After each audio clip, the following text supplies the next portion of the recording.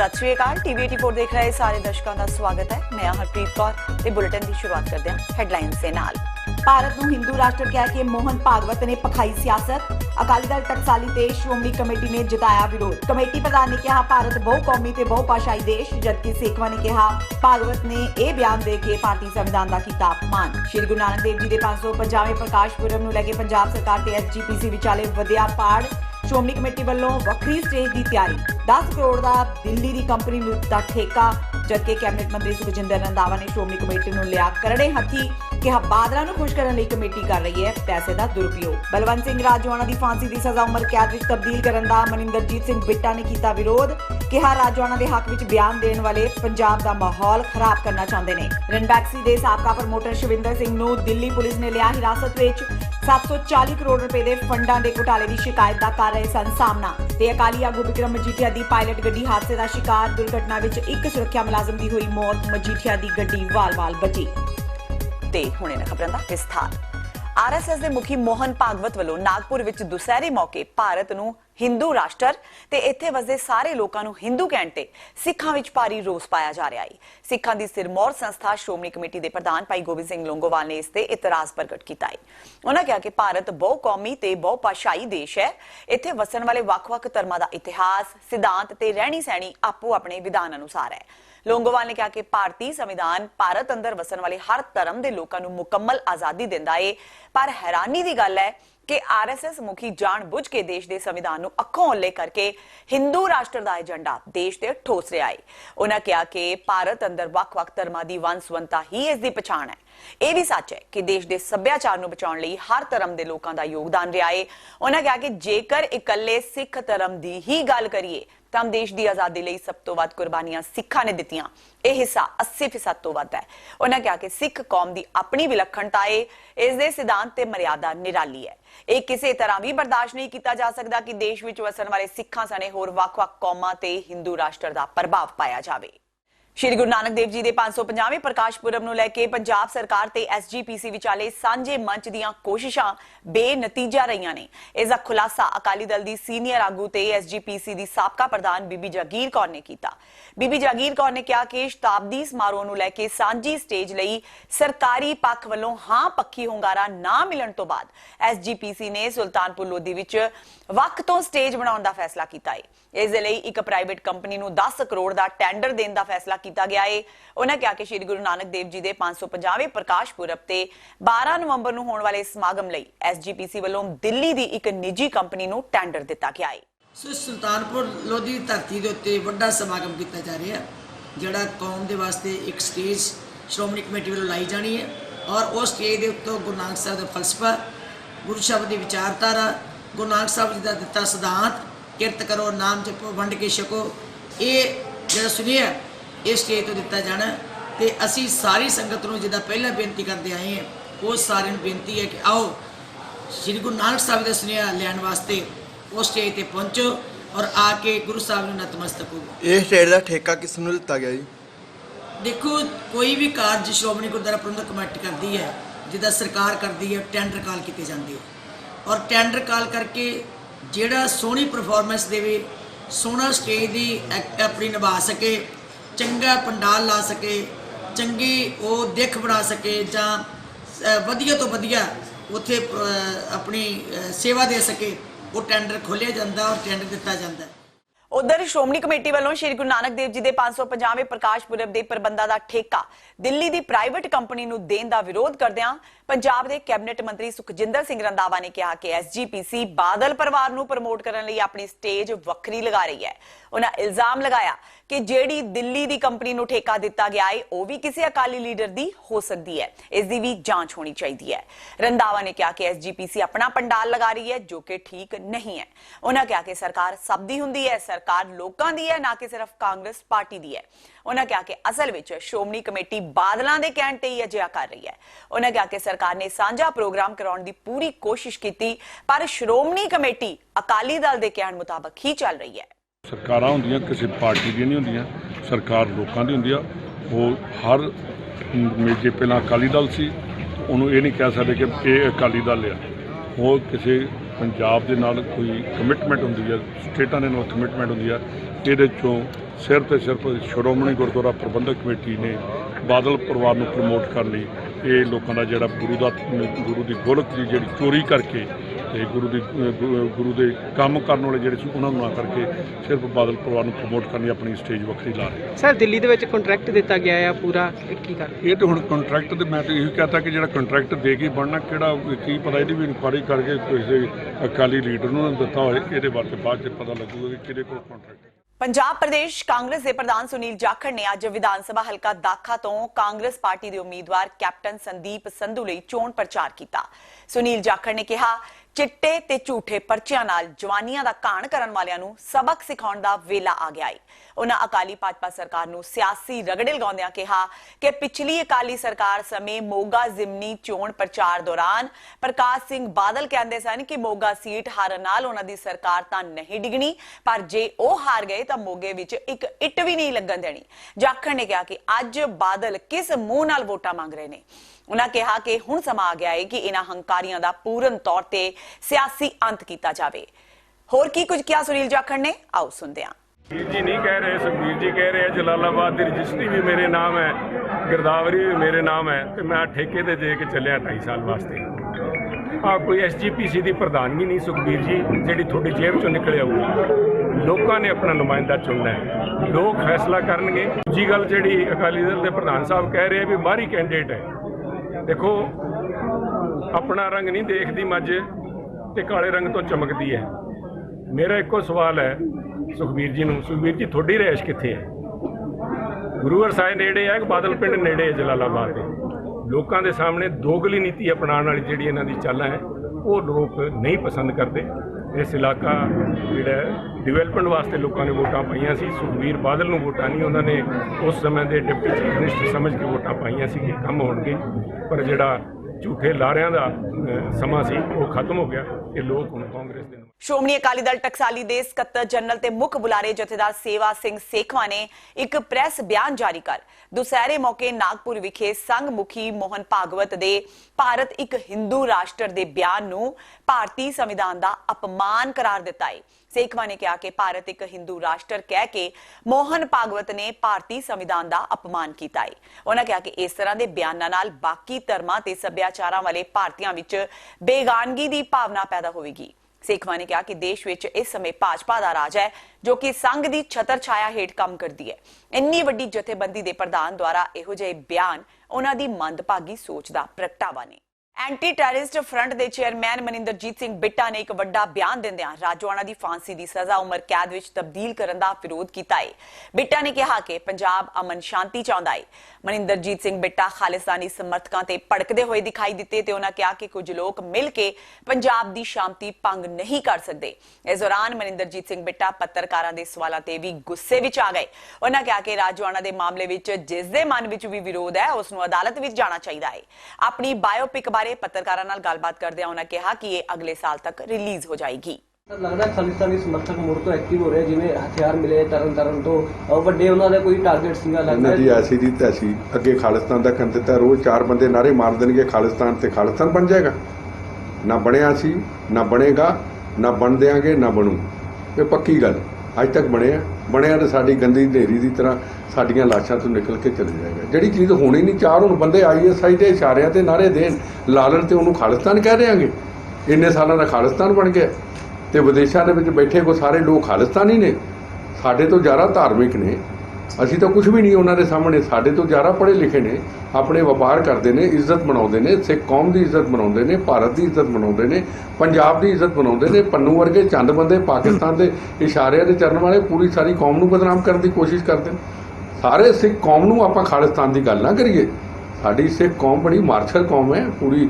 ਉਹਨਾਂ ਨੇ ਦੇਸ਼ ਦੀ ਆਜ਼ਾਦੀ ਦੀ ਲੜਾਈ ਲੜੀ, ਆਜ਼ਾਦੀ ਤੋਂ ਬਾਅਦ ਵੀ ਲੜਾਈਆਂ ਲੜੀਆਂ। ਸਾਡੇ ਸਿੱਖ ਸਮਾਜ ਨੂੰ ਪੂਰੇ ਨੂੰ ਬਦਨਾਮ ਇਹ ਕਹਿ ਦੇਣਾ ਵੀ ਖਾਲਿਸਤਾਨ ਦੀ ਤਾਂ ਕੋਈ ਗੱਲ ਹੀ ਨਹੀਂ। ਸਭ ਆਪਣਾ ਕਾਰੋਬਾਰ ਕਰਦੇ ਨੇ ਤਾਂ ਚੰਦ ਲੋਕ ਨੇ ISI ਦੇ ਇਸ਼ਾਰਿਆਂ ਤੇ। ਦਿੱਲੀ ਸਿੱਖ ਗੁਰਦੁਆਰਾ ਪ੍ਰਬੰਧਕ ਕਮੇਟੀ ਦੇ ਪ੍ਰਧਾਨ ਮਨਜਿੰਦਰ ਸਿੰਘ ਸਿਰਸਾ ਨੇ ਕਿਹਾ ਹੈ ਕਿ ਕੇਂਦਰ ਸਰਕਾਰ ਨੇ ਦਿੱਲੀ ਹਾਈ ਕੋਰਟ ਵਿੱਚ ਹਲਫੀਆ ਬਿਆਨ ਦਾਇਰ ਕਰਕੇ ਸੂਚਿਤ ਕਰ ਦਿੱਤਾ ਹੈ ਕਿ ਉਸਨੇ ਕਾਲੀ ਸੂਚੀ ਵਿੱਚੋਂ ਸਿਰਫ 2 ਨਾਮਾਂ ਨੂੰ ਛੱਡ ਕੇ ਬਾਕੀ ਸਾਰੇ ਨਾਮ ਹਟਾ ਦਿੱਤੇ ਨੇ। ਸਿਰਸਾ ਨੇ ਕਿਹਾ ਕਿ ਕੇਂਦਰ ਸਰਕਾਰ ਨੇ ਹਾਈ ਕੋਰਟ ਨੂੰ ਸੂਚਿਤ ਕੀਤਾ ਹੈ ਕਿ ਉਸ ਦੀ ਸਮੀਖਿਆ ਕਮੇਟੀ ਨੇ ਸਮੀਖਿਆ ਮਗਰੋਂ ਇਹ ਨਾਮ ਹਟਾ ਦਿੱਤੇ ਨੇ। ਉਹਨਾਂ ਕਿਹਾ ਕਿ ਹੁਣ ਸਿਰਫ 2 ਨਾਮ ਹੀ ਸੂਚੀ ਵਿੱਚ ਰਹਿ ਗਏ ਨੇ। ਸਿਰਸਾ ਨੇ ਕਿਹਾ ਕਿ ਕੇਂਦਰ ਸਰਕਾਰ ਦੇ ਜਵਾਬ ਤੋਂ ਬਾਅਦ ਅਦਾਲਤ ਨੇ ਇਸ ਪਟੀਸ਼ਨ ਦਾ ਨਿਪਟਾਰਾ ਕਰ ਦਿੱਤਾ, ਪਰ ਨਾਲ ਹੀ ਵਿਸ਼ੇਸ਼ ਹਦਾਇਤ ਕੀਤੀ ਕਿ ਜਿਹੜੇ ਨਾਮ ਸੂਚੀ ਵਿੱਚੋਂ ਹਟਾਏ ਗਏ ਨੇ ਉਹਨਾਂ ਬਾਰੇ ਸਥਿਤੀ ਜਿਉਂ ਦੀ ਤਿਉਂ ਬਰਕਰਾਰ ਰੱਖੀ ਜਾਵੇ। ਅਕਾਲੀ ਦਲ ਦੇ ਆਗੂ ਨੇ ਕਿਹਾ ਕਿ ਸ਼੍ਰੋਮਣੀ ਅਕਾਲੀ ਦਲ ਤੇ ਦਿੱਲੀ ਗੁਰਦੁਆਰਾ ਕਮੇਟੀ ਲੰਬੇ ਸਮੇਂ ਤੋਂ ਸਿੱਖਾਂ ਦੇ ਨਾਮ ਕਾਲੀ ਸੂਚੀ ਵਿੱਚੋਂ ਕਢਵਾਉਣ ਲਈ ਸੰਘਰਸ਼ ਕਰ ਰਹੇ ਸਨ। ਉਹਨਾਂ ਕਿਹਾ ਕਿ ਹੁਣ ਜਦੋਂ ਅਦਾਲਤ ਨੇ ਮਾਮਲੇ ਦਾ ਨਿਪਟਾਰਾ ਕਰ ਦਿੱਤਾ ਹੈ ਤਾਂ ਉਹ ਆਸ ਕਰਦੇ ਨੇ ਕਿ ਜਿਹੜੇ ਸਿੱਖ ਭਰਾਵਾਂ ਦੇ ਨਾਮ ਸੂਚੀ ਵਿੱਚੋਂ ਕੱਢੇ ਗਏ ਨੇ ਉਹ ਹੁਣ ਆਪਣੇ ਵਤਨ ਪਰਤ ਕੇ ਆਪਣੇ ਪਰਿਵਾਰਾਂ ਨੂੰ ਮਿਲ ਸਕਣਗੇ। ਅੱਜ ਮਾਣਯੋਗ ਦਿੱਲੀ ਹਾਈ ਕੋਰਟ ਨੇ ਜੋ ਬਲੈਕ ਲਿਸਟ ਸੀ ਉਸ ਦੇ ਉੱਤੇ ਬਹੁਤ ਵੱਡਾ ਫੈਸਲਾ ਦਿੱਤਾ। ਕੇਂਦਰ ਸਰਕਾਰ ਨੇ ਆਪਣੇ ਹਲਫਨਾਮੇ 'ਚ ਐਫੀਡੇਵਿਟ ਅੰਦਰ ਇਹ ਜਾਣਕਾਰੀ ਦਿੱਤੀ ਕਿ ਸਾਰੀ ਬਲੈਕ ਲਿਸਟ ਖਤਮ ਕਰ ਦਿੱਤੀ ਗਈ ਆ, ਕੇਵਲ 2 ਲੋਕਾਂ ਨੂੰ ਛੱਡ ਕੇ। ਜੋ ਕੇਂਦਰ ਸਰਕਾਰ ਦੇ ਪਿਛਲੇ ਦਿਨਾਂ 'ਚੋਂ ਵੀ ਸਟੇਟਮੈਂਟ ਆ ਰਹੀ ਸੀ, ਅੱਜ ਉਹ ਕੋਰਟ ਦੇ ਅੰਦਰ ਪੁਖਤਾ ਤੌਰ ਤੇ ਐਫੀਡੇਵਿਟ ਦੇ ਤੌਰ ਤੇ ਅੱਜ ਸਰਕਾਰ ਨੇ ਆਪਣਾ ਹਲਫਨਾਮਾ ਦਾਇਰ ਕੀਤਾ। ਉਸ ਤੋਂ ਬਾਅਦ ਮਾਣਯੋਗ ਜੱਜ ਸਾਹਿਬ ਨੇ ਇਹ ਕਹਿੰਦੇ ਹੋਏ ਕਿ ਇਸ ਸਟੇਟਸ ਨੂੰ ਮੇਨਟੇਨ ਰੱਖਿਆ ਜਾਏਗਾ, ਮਤਲਬ ਕਿ ਹੋਰ ਕੋਈ ਬਲੈਕ ਲਿਸਟ ਅੰਦਰ ਨਾਮ ਨਹੀਂ ਪਾਇਆ ਜਾਏਗਾ, ਇਸ ਆਸ਼ਵਾਸਨ ਦੇ ਉੱਤੇ ਅੱਜ ਕੋਰਟ ਨੇ ਇਸ ਕੇਸ ਨੂੰ ਖਾਰਜ ਕੀਤਾ ਔਰ ਇਹ ਫੈਸਲਾ ਕਰ ਦਿੱਤਾ ਕਿ ਇਹ 2 ਨਾਮ ਵੀ ਜਿਹੜੇ ਨੇ ਇਹ ਤੁਰੰਤ ਉਹਨਾਂ ਨੇ ਕਿਹਾ ਐਫੀਡੇਵਿਟ ਅੰਦਰ ਅਸੀਂ ਹਟਾਵਾਂਗੇ ਔਰ ਅੱਗੇ ਤੋਂ ਕੋਈ ਨਾਮ ਨਾ ਹੋਵੇ। ਇਸ ਦੀ ਜਾਣਕਾਰੀ ਅੱਜ ਇਸ ਦਾ ਕੋਰਟ ਨੇ ਬਹੁਤ ਵੱਡਾ ਸੰਗਿਆਨ ਲਿਆ। ਮੈਂ ਧੰਨਵਾਦ ਕਰਦਾ ਜੱਜ ਸਾਹਿਬ ਦਾ, ਜਿਨ੍ਹਾਂ ਲੋਕਾਂ ਨੇ 1984 ਤੋਂ ਲੈ ਕੇ ਹੁਣ ਤਾਈਂ ਸੰਤਾਪ ਭੁਗਤਿਆ ਸੀ ਉਹਨਾਂ ਲੋਕਾਂ ਨੂੰ ਬਲੈਕ ਲਿਸਟ ਚੋਂ ਕੱਢਣ ਵਾਸਤੇ ਜਿੱਥੇ ਕੇਂਦਰ ਸਰਕਾਰ ਦਾ ਧੰਨਵਾਦ ਕਰਦੇ ਹਾਂ, ਜਿੱਥੇ ਸ਼੍ਰੋਮਣੀ ਅਕਾਲੀ ਦਲ ਦਾ ਧੰਨਵਾਦ ਕਰਦੇ ਹਾਂ, ਉੱਥੇ ਜੱਜ ਸਾਹਿਬ ਦਾ ਹਾਈ ਕੋਰਟ ਦਾ ਵੀ ਧੰਨਵਾਦ ਕਰਦੇ ਹਾਂ ਜਿਨ੍ਹਾਂ ਨੇ ਬਹੁਤ ਵੱਡਾ ਇਨੀਸ਼ੀਏਟਿਵ ਲਿਆ ਔਰ ਅੱਜ ਇਹ ਵੀ ਤੈਅ ਕੀਤਾ ਹੈ ਕਿ ਅੱਗੇ ਐਸੀ ਕੋਈ ਘਟਨਾਕ੍ਰਮ ਨਾ ਹੋਵੇ ਔਰ ਇਸ ਸਟੇਟਸ ਨੂੰ ਮੇਨਟੇਨ ਕੀਤਾ ਜਾਵੇ। ਇਹ ਵੀ ਅੱਜ ਉਹਨਾਂ ਨੇ ਕੋਰਟ ਨੇ ਆਰਡਰ ਪਾਸ ਕੀਤਾ ਹੈ। ਸੋ ਮੈਂ ਉਹਨਾਂ ਦਾ ਧੰਨਵਾਦ ਕਰਦਾ। ਤੇ ਹੁਣ ਵੇਲਾ ਹੋ ਗਿਆ ਬ੍ਰੇਕ ਦਾ। ਬਾਕੀ ਦੀਆਂ ਖਬਰਾਂ ਇਸ ਬ੍ਰੇਕ ਤੋਂ ਬਾਅਦ।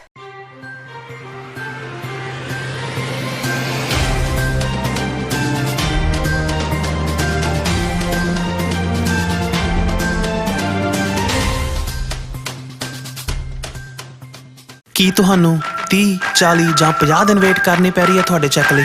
ਫਿਰ ਬ੍ਰੋਕਰਾਂ ਪਿੱਛੇ ਭੱਜਦੇ ਫਿਰਦੇ ਹੋ ਪੈਸੇ ਲਈ, ਬਹੁਤ ਜ਼ਿਆਦਾ ਟਾਈਮ ਵੇਸਟ ਹੋ ਜਾਂਦਾ ਇੱਦਾਂ ਤਾਂ। ਜੇ ਤੁਸੀਂ ਅੱਜ ਹੀ ਪੈਸੇ ਲੈਣੇ ਤਾਂ ਬੌਬਟੇਲ ਨੂੰ ਕਾਲ ਕਰੋ। ਬੌਬਟੇਲ ਤੁਹਾਡੀਆਂ ਇਨਵੌਇਸਿਸ ਸੇਮ ਡੇ ਫੰਡ ਕਰ ਸਕਦੇ ਹਨ for a small fee, no contract, no reserve and no hidden fees। ਅੱਜ ਹੀ ਕਾਲ ਕਰੋ ਬੌਬਟੇਲ ਨੂੰ ਤੇ ਤੁਹਾਡਾ ਪਹਿਲਾ ਮਹੀਨਾ ਫ੍ਰੀ। 410 204 2084 ਅਗੇਨ 410 204 2084।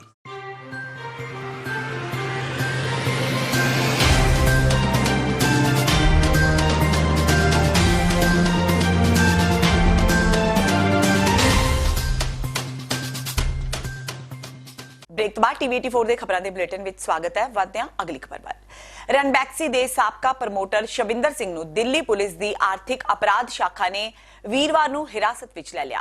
ਦਸੰਬਰ 2018 ਵਿੱਚ ਰੈਲੀਗੇਅਰ ਐਂਟਰਪ੍ਰਾਈਜ਼ਸ ਲਿਮਟਿਡ ਦੀ ਸਹਾਇਕ ਕੰਪਨੀ ਰੈਲੀਗੇਅਰ ਫਿਨਫੇਸਟ ਦੇ ਵਿਰੁੱਧ ਅਪਰਾਧਿਕ ਸ਼ਿਕਾਇਤ ਦਰਜ ਕਰਵਾਈ ਗਈ ਸੀ। ਕੰਪਨੀ ਨੇ ਇਹ ਸ਼ਿਕਾਇਤ ਦਿੱਲੀ ਪੁਲਿਸ ਦੀ ਆਰਥਿਕ ਅਪਰਾਧ ਸ਼ਾਖਾ ਵਿੱਚ ਰਣਬੈਕਸੀ ਦੇ ਸਾਬਕਾ ਪ੍ਰਮੋਟਰ ਮਾਲਵਿੰਦਰ ਸਿੰਘ ਤੇ ਸ਼ਿਵਿੰਦਰ ਮੋਹਨ ਸਿੰਘ ਖਿਲਾਫ ਕੀਤੀ ਸੀ। ਉਸ ਸ਼ਿਕਾਇਤ ਵਿੱਚ ਐਕਸ ਸੀਐਮਡੀ ਸੁਨੀਲ ਗੋਦਵਾਨੀ ਦਾ ਨਾਮ ਸੀ। ਉਹਨਾਂ ਤੇ ਧੋਖਾਧੜੀ ਤੇ 740 ਕਰੋੜ ਰੁਪਏ ਦੇ ਫੰਡਾਂ ਦੇ ਘੁਟਾਲੇ ਦੀ ਸ਼ਿਕਾਇਤ ਕੀਤੀ ਗਈ ਸੀ। ਚੰਡੀਗੜ੍ਹ ਵਿਖੇ ਪੱਤਰਕਾਰਾਂ ਨਾਲ ਗੱਲਬਾਤ ਦੌਰਾਨ ਅੱਜ ਭਾਰਤ ਦੇ ਮੁੱਖ ਚੋਣ ਕਮਿਸ਼ਨਰ ਸੁਨੀਲ ਅਰੋੜਾ ਨੇ ਹਰਿਆਣਾ ਤੇ ਪੰਜਾਬ ਵਿੱਚ 21 ਅਕਤੂਬਰ ਨੂੰ ਹੋਣ ਵਾਲੀਆਂ ਚੋਣਾਂ ਦੇ ਸਬੰਧ ਵਿੱਚ ਚੋਣ ਤਿਆਰੀਆਂ ਦੀ ਸਮੀਖਿਆ ਕੀਤੀ। ਉਹਨਾਂ ਦੱਸਿਆ ਕਿ ਚੋਣਾਂ ਆਜ਼ਾਦ, ਨਿਰਪੱਖ ਤੇ ਭਰੋਸੇਮੰਦ ਤਰੀਕੇ ਨਾਲ ਸੁਚਾਰੂ ਤੇ ਸ਼ਾਂਤੀ ਨਾਲ ਕਰਵਾਈਆਂ ਜਾਣਗੀਆਂ। ਉਹਨਾਂ ਵੋਟਰ ਹੈਲਪਲਾਈਨ ਤੇ ਹੋਰ ਆਈਟੀ ਸੰਬੰਧਿਤ ਐਪਲੀਕੇਸ਼ਨਾਂ ਦੀ ਤਰੱਕੀ ਬਾਰੇ ਜਾਣਕਾਰੀ ਦਿੱਤੀ। ਦੱਸਣਯੋਗ ਹੈ ਕਿ ਪੰਜਾਬ ਵਿੱਚ ਜਲਾਲਾਬਾਦ, ਫਗਵਾੜਾ, ਦਾਖਾ ਤੇ ਮੁਕੇਰੀਆਂ ਵਿਧਾਨ ਸਭਾ ਸੀਟ ਤੇ ਜ਼ਿਮਨੀ ਚੋਣ ਹੋਣ ਜਾ ਰਹੀ ਹੈ। ਜਲਾਲਾਬਾਦ ਤੇ ਦਸੂਹਾ ਵਿਧਾਨ ਸਭਾ ਸੀਟ ਸੁਖਬੀਰ ਬਾਦਲ ਤੇ ਸੋਮ ਪ੍ਰਕਾਸ਼ ਦੇ ਮੈਂਬਰ ਪਾਰਲੀਮੈਂਟ ਬਣਨ ਤੋਂ ਬਾਅਦ ਖਾਲੀ ਹੋਈ ਸੀ, ਜਦਕਿ ਦਾਖਾ ਹਲਕੇ ਤੋਂ ਆਮ ਆਦਮੀ ਪਾਰਟੀ ਦੇ ਸਾਬਕਾ ਵਿਧਾਇਕ ਐਚਐਸ ਫੂਲਕਾ ਨੇ ਅਸਤੀਫਾ ਦੇ ਦਿੱਤਾ ਸੀ। ईवीएम कोई पहली बार तो यूज नहीं हुई। ऑलमोस्ट अब 3 डेकेड्स होने लगे ईवीएम को यूज होते हुए स्टेट इलेक्शंस में, और ऐसा तो ना कहें हम, अभी 5 स्टेट्स के इलेक्शन हुए, एक तरह का रिजल्ट आया। 2014 में लोकसभा में एक तरह का रिजल्ट आया। उसके तुरंत बाद दिल्ली में जो रिजल्ट आया वो एक huge mandate to another political entity हुआ।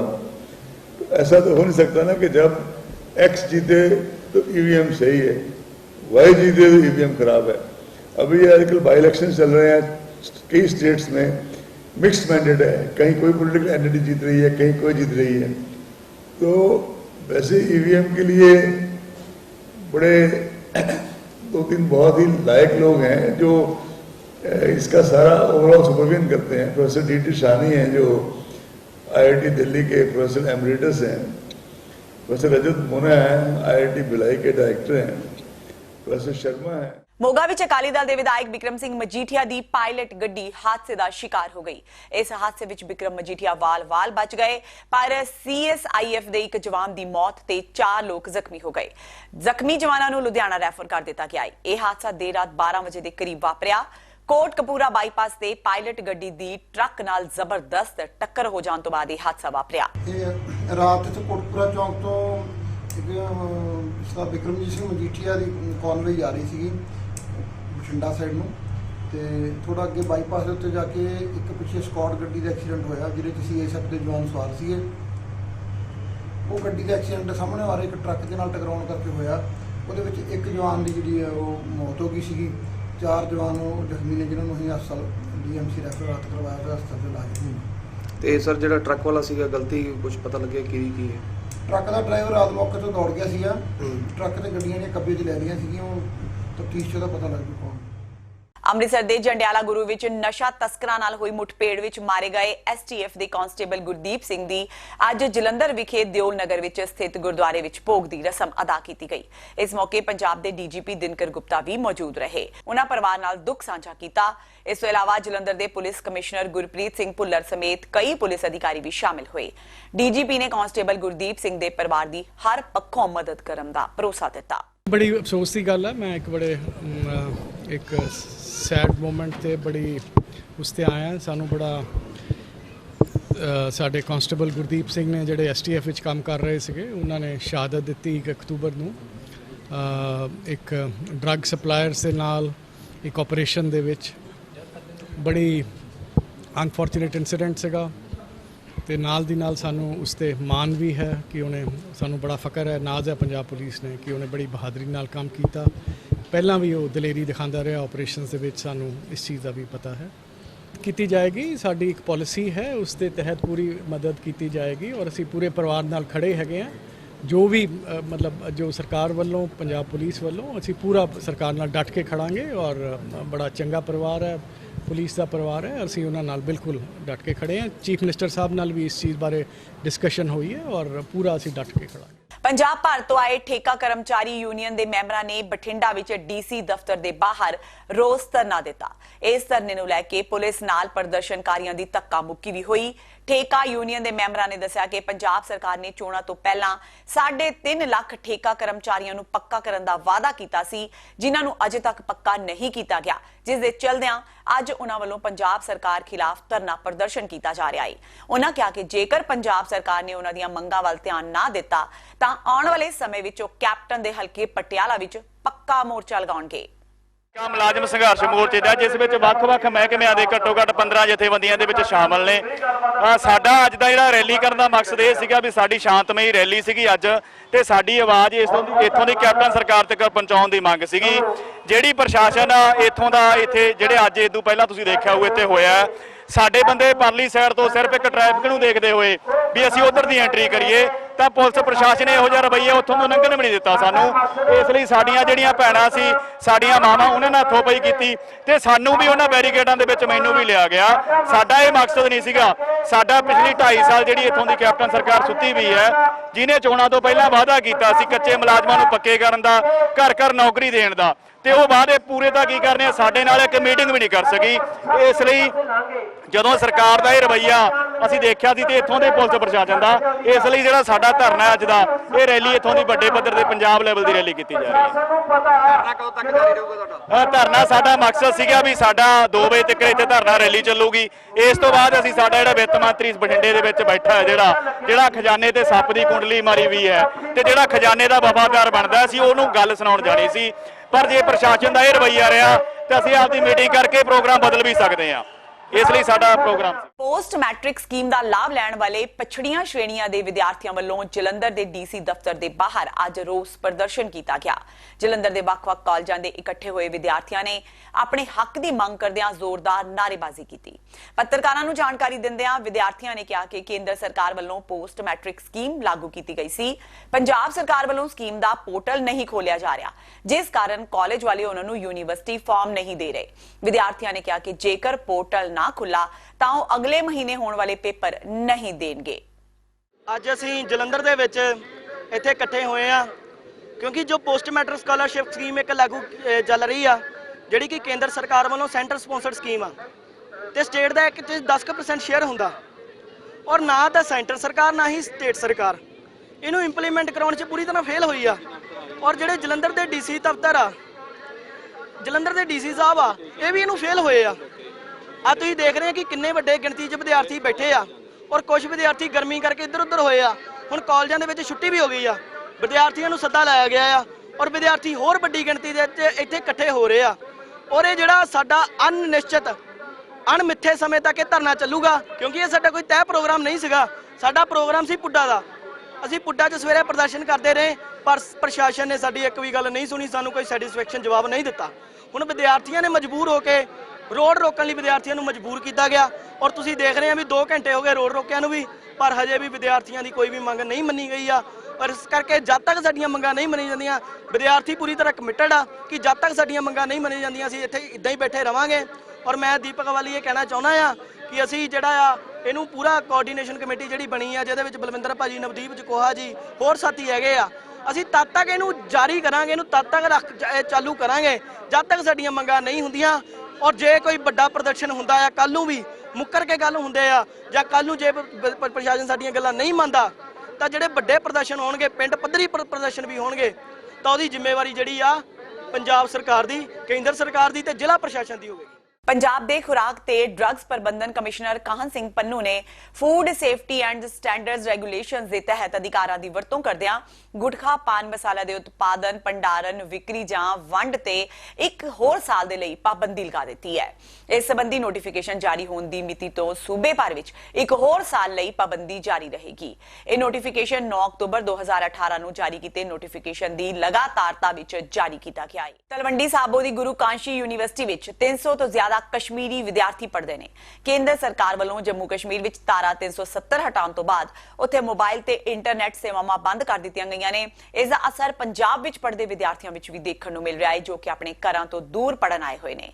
ਆਪਣੇ ਘਰਦਿਆਂ ਨਾਲ ਸੰਪਰਕ ਨਾ ਹੋਣ ਕਰਕੇ ਉਹਨਾਂ ਨੂੰ ਕਈ ਮੁਸ਼ਕਲਾਂ ਦਾ ਸਾਹਮਣਾ ਕਰਨਾ ਪੈ ਰਿਹਾ ਹੈ, ਕਿਉਂਕਿ ਘਰ ਸੰਪਰਕ ਨਾ ਹੋਣ ਕਰਕੇ ਉਹਨਾਂ ਕੋਲ ਇੱਕ ਡੰਗ ਦੀ ਰੋਟੀ ਖਾਣ ਲਈ ਵੀ ਪੈਸੇ ਨਹੀਂ ਸਨ।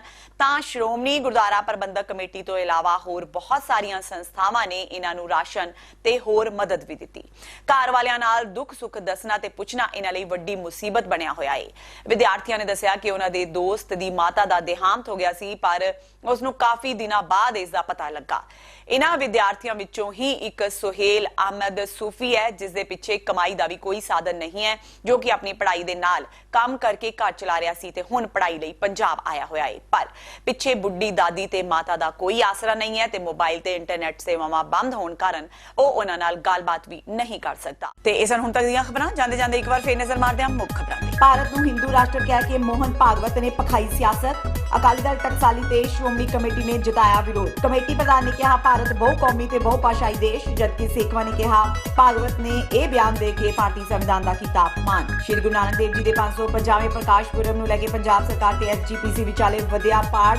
ਸ਼੍ਰੋਮਣੀ ਕਮੇਟੀ ਵੱਲੋਂ ਵੱਖਰੀ ਸਟੇਜ ਦੀ ਤਿਆਰੀ। 10 ਕਰੋੜ ਦਾ ਦਿੱਲੀ ਦੀ ਕੰਪਨੀ ਨੂੰ ਦਿੱਤਾ ਠੇਕਾ, ਜਦਕਿ ਕੈਬਨਿਟ ਮੰਤਰੀ ਸੁਖਜਿੰਦਰ ਰੰਧਾਵਾ ਨੇ ਸ਼੍ਰੋਮਣੀ ਕਮੇਟੀ ਨੂੰ ਲਿਆ ਕਰੜੇ ਹੱਥੀ। ਕਿਹਾ ਬਾਦਲਾਂ ਨੂੰ ਖੁਸ਼ ਕਰਨ ਲਈ ਕਮੇਟੀ ਕਰ ਰਹੀ ਹੈ ਪੈਸੇ ਦਾ ਦੁਰਉਪਯੋਗ। ਬਲਵੰਤ ਸਿੰਘ ਰਾਜੋਆਣਾ ਦੀ ਫਾਂਸੀ ਦੀ ਸਜ਼ਾ ਉਮਰ ਕੈਦ ਵਿੱਚ ਤਬਦੀਲ ਕਰਨ ਦਾ ਮਨਿੰਦਰਜੀਤ ਸਿੰਘ ਬਿੱਟਾ ਨੇ ਕੀਤਾ ਵਿਰੋਧ। ਕਿਹਾ ਰਾਜੋਆਣਾ ਦੇ ਹੱਕ ਵਿੱਚ ਬਿਆਨ ਦੇਣ ਵਾਲੇ ਪੰਜਾਬ ਦਾ ਮਾਹੌਲ ਖਰਾਬ ਕਰਨਾ ਚਾਹੁੰਦੇ ਨੇ। ਰਣਬੈਕਸੀ ਦੇ ਸਾਬਕਾ ਪ੍ਰਮੋਟਰ ਸ਼ਿਵਿੰਦਰ ਸਿੰਘ ਨੂੰ ਦਿੱਲੀ ਪੁਲਿਸ ਨੇ ਲਿਆ ਹਿਰਾਸਤ ਵਿੱਚ। 740 ਕਰੋੜ ਰੁਪਏ ਦੇ ਫੰਡਾਂ ਦੇ ਘੁਟਾਲੇ ਦੀ ਸ਼ਿਕਾਇਤ ਦਾ ਕਰ ਰਹੇ ਸਨ ਸਾਹਮਣਾ। ਤੇ ਅਕਾਲੀ ਆਗੂ ਵਿਕਰਮ ਮਜੀਠੀਆ ਦੀ ਪਾਇਲਟ ਗੱਡੀ ਹਾਦਸੇ ਦਾ ਸ਼ਿਕਾਰ। ਦੁਰਘਟਨਾ ਵਿੱਚ ਇੱਕ ਸੁਰੱਖਿਆ ਮੁਲਾਜ਼ਮ ਦੀ ਹੋਈ ਮੌਤ, ਮਜੀਠੀਆ ਦੀ ਗੱਡੀ ਵਾਲ-ਵਾਲ ਬਚੀ। ਇਸ ਦੇ ਨਾਲ ਹੀ TV 84 ਦਾ ਖਬਰਾਂ ਦਾ ਬੁਲੇਟਿਨ ਖਤਮ ਹੁੰਦਾ ਹੈ। ਮੈਨੂੰ ਹਰਪ੍ਰੀਤ ਕੌਰ ਨੂੰ ਦਿਓ ਇਜਾਜ਼ਤ। ਸਤਿ ਸ਼੍ਰੀ ਅਕਾਲ।